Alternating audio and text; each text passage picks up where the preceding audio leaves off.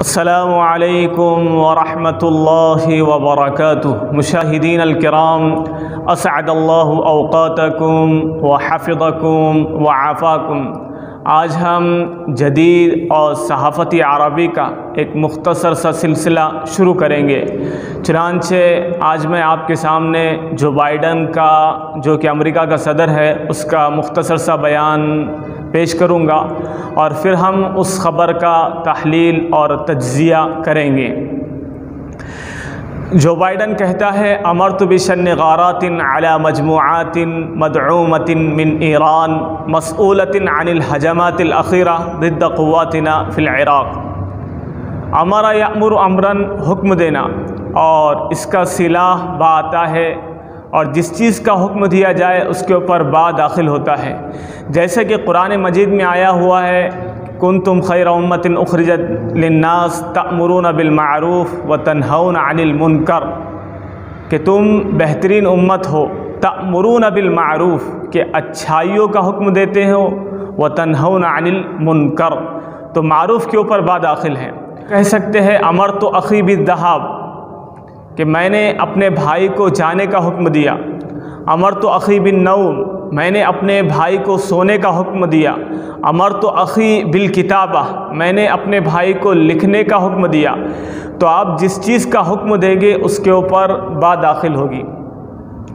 امرت بشن غارات، شن یشن، شنن دھاوا بولنا، حملہ بولنا۔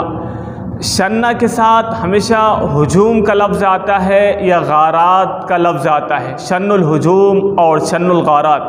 آپ یہ بات یاد رکھیے گا کہ شنہ کی دم آئیں گی یا تو غارات کے ذریعے سے یا ہجوم کے ذریعے سے، جس کا معنی یہ ہے کہ حملہ بولنا اور دھاوا بولنا، حملہ کرنا۔ اور قدیم عربی میں بھی یہ لفظ بہت استعمال ہوا ہے، عربی اشعار کے اندر، شن الغارات یا شن الہجوم۔ علی مجموعات، مجموعہ یہ واحد ہے، اس کی جمع ہے مجموعات۔ جماعتوں کو، گروہوں کو، تنظیم کو کہتے ہیں۔ مدعومہ، مدعومہ جس کی مدد کی گئی ہے، اس میں مفعول کا صیغہ۔ دعم یدعم، دعمن کہتے ہیں مدد کرنے کو، اور داعم مدد کرنے والا۔ مدعوم جس کی مدد کی جائے۔ من ایران، ایران کی جانب سے۔ مسئولہ جو کہ ذمہ دار ہے، مسئولہ کی بھی دم آتی ہے، مسئولہ کا صلہ آتا ہے عن کے ذریعے سے۔